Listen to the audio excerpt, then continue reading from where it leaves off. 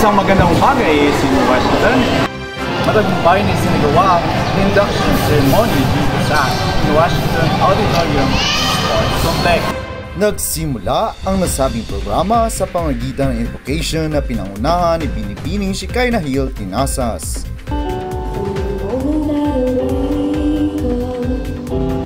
Sinundan naman ito ng tag-awit ng Lupang Hinirang, himno ng Aklan, himno ng New Washington at himno ng ASU.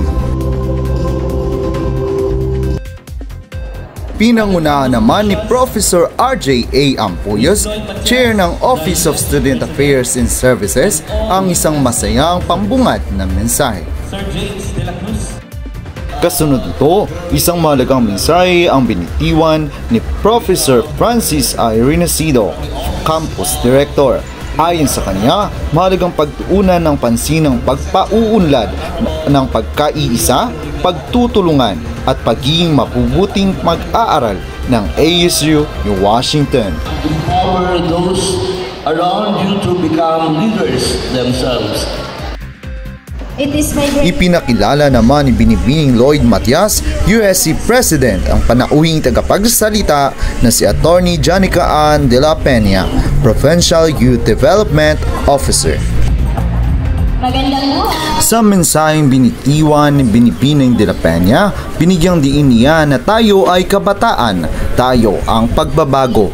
Binigyang halaga niya na ang bawat kabataan ay mayroong magagawa para sa pagbabago, pag-asa at kinabukasan ng bayan sa pamamagitan ng 3 puntos. Una, be an inspiration. Pangalawa, take responsibility. At ang huli, stay true to your values.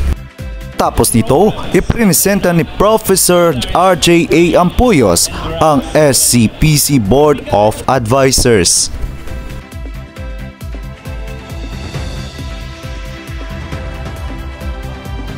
Kasunod nito, unang nanumpa ang homeroom officers sa pangunguna ni Miss Cherlyn P. Canonero, USC Advisor. Respect and obey the Constitution. Sinundan ng team officers sa pamamagitan ng Mrs. Leia D. De La Cruz, Administrative Services 5.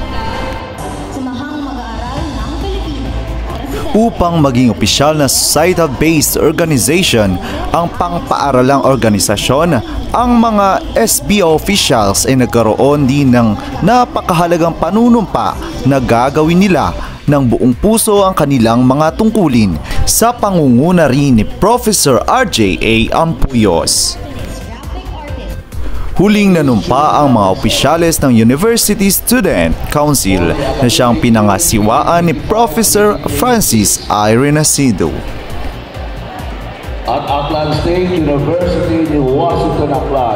Ang nasabing programa ay layuning palakasin at panatilihin ang magandang advokasya ng bawat organisasyon para mapabutit, mapaayos ang mga mag-aaral ng ASU New Washington Campus. Si Chelo Magno, isang magandang umaga at babalita.